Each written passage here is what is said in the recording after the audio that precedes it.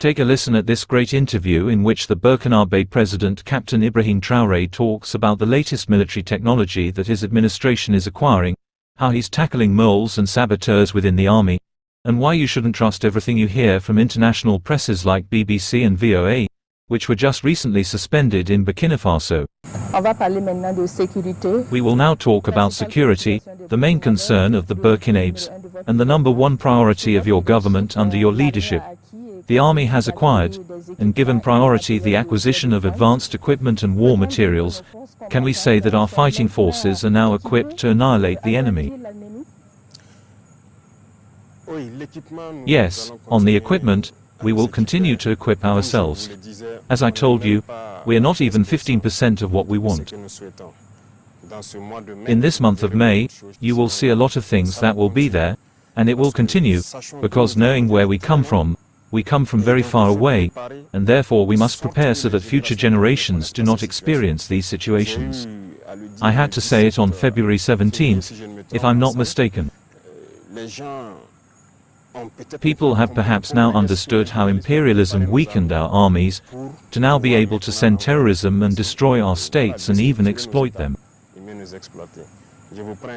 I'll give you an example. I was talking on 2020 about what it was like. If you are looking for soldiers who were in operation in 2019 or nearby that period, they'll tell you. Imagine during this time, we deployed 300 to 350 soldiers with only 100 Kalashnikovs, maybe 10 or 20 vests. They are there, many are alive, they'll tell you. So they lacked equipment, and when they were attacked, the 200 or so that they were forced to run. And this means that the military itself nicknamed the terrorists the Mono. Then the instructors, it's like at school, the instructors came at 5 o'clock to wake you up to do sports and run. So when they came to attack at 5 o'clock, it was a race. And when you lose confidence like that, to regain confidence, it's not easy. So the equipment had caused the army to lose its face a little. And you see that the terrorists like to film the soldiers running, and they go to galvanize their fighters by recruiting them and really putting them morally at the top to fight. Today, we want to equip the army, so that soldiers regain self-confidence. When he comes out, he must have confidence, already with the minimum we have, but you see the feat they are doing. They are not afraid to go towards the enemy, that means the soldiers are not afraid. So, we will continue to make efforts to better equip ourselves and cope. Mr. President, in addition to equipment and materials, there is also a lot of effort being made to recruit men to fight on the ground. Of course, that goes hand in hand, and you have noticed that we were very wrong. What we see is not what we imagined. There are many of them, and today, it must be recognized that there are many who come from abroad to fight in Burkina, in the ranks of the terrorists. Therefore, the mercenaries who come here, we must recruit accordingly, to mesh our territory too. You are in the process of reorganizing the army. Which phase are you at with this reorganization? The first phase was the establishment of these organic and combat units there. These are the rapid intervention battalions, to respond and contain the threat, because when we did the assessment, this type of force was needed to contain the threat. There, we can say that thanks to God, we have accomplished a feat beyond what we imagined. So, we were able to train these rapid intervention fighters ourselves, equip them entirely, thanks to the people, so this is the first phase.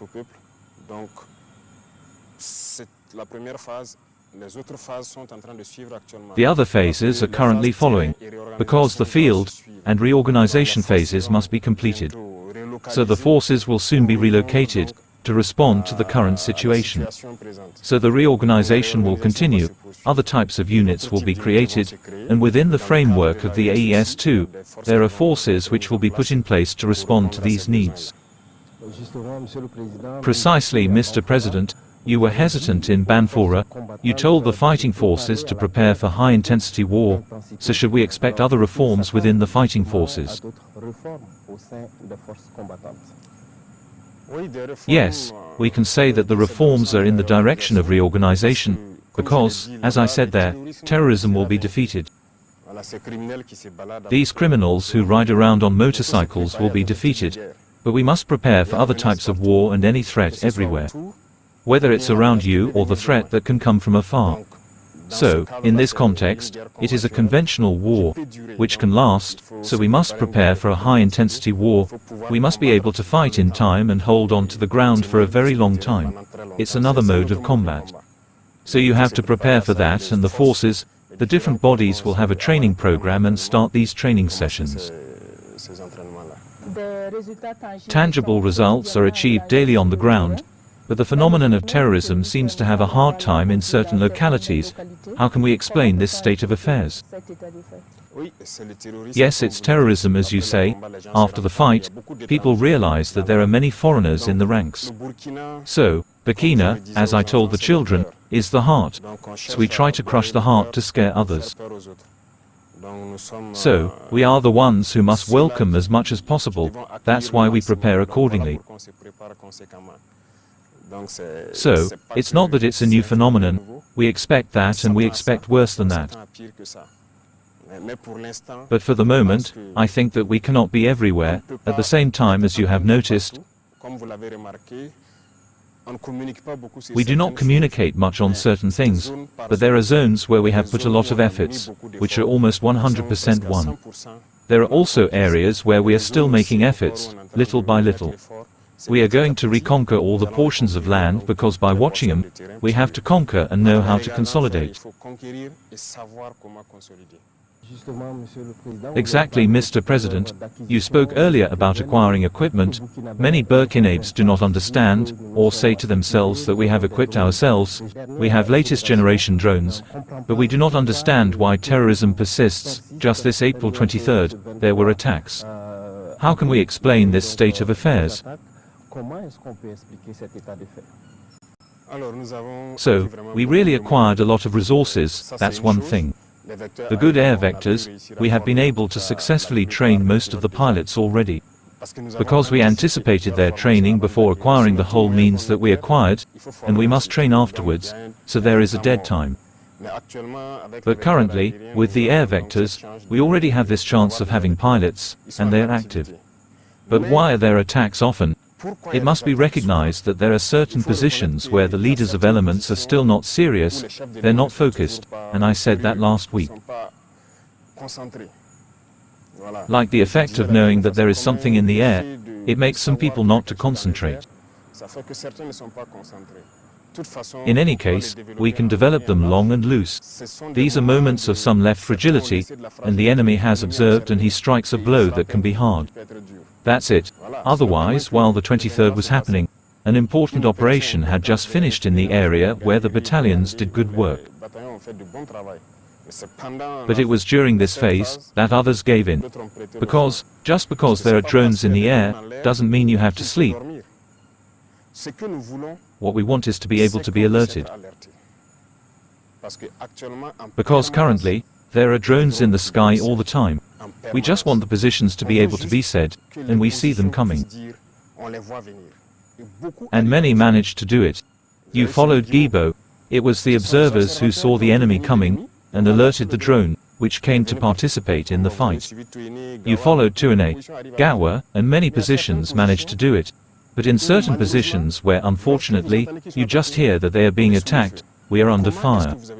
How could you have been surprised? There is a problem. It's not because there are drones that have even more spotters that we don't take all these precautions. So, there too, these are things that need to be corrected, and we are on that. These are things that taint the fight, but which must be corrected. People must not let the guard down, believing that it is over. You have to stay focused. So, Mr. President, do these terrorists benefit from internal complicity? Of course, very much. And the internal complicity, immediately the cases that I spoke to you about, those who were neutralized, who came from abroad, who were leaving for Mansilla, imagine that they passed through the airport, with the complicity of someone, because they provided all the information. And the investigation started just yesterday. We are going to find these individuals. They went through the complicity of people. There are also villages which are complicit, but which are beginning to understand a little.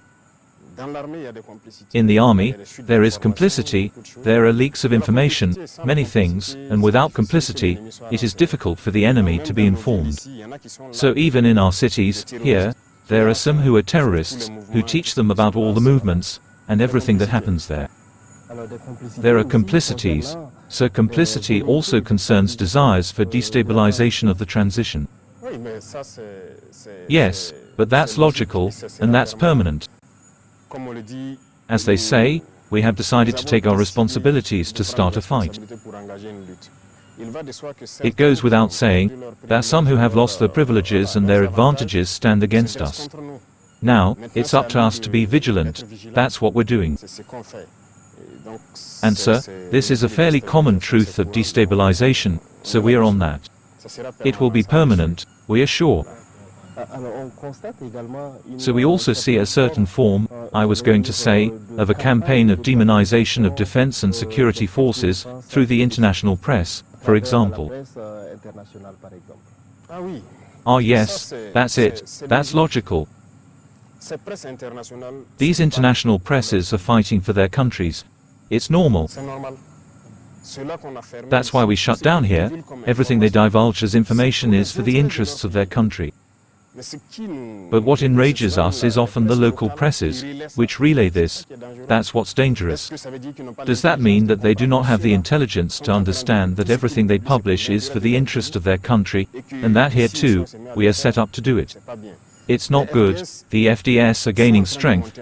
They have a lot of victories. Today, we don't sit down until someone comes to attack us. We are on the offensive, and we have a lot of things going on. They don't like the weapons we are acquiring, and all this equipment, because we will succeed in defeating terrorism. Yet, they created this so that our states cannot be stable and continue to exploit us. It's our resources, that's the problem, but if you have an army, they can't afford certain things. So it's normal that their press demonizes us, that they invent lies, and they say whatever they want with internal complicity. Unfortunately, there are individuals here, for 2,000, 3,000 euros, they are ready to write anything, and send it there. That's it, and then they sell their homeland. And these are the people we also fight, because they are enemies of the nation. And it's dangerous.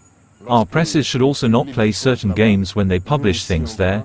We are here, what value does it add? What is your part in this struggle? And they are fighting for the interests of their country. Why are you two going to follow them? Even if they finance you, or I don't know what it is, it does not make sense.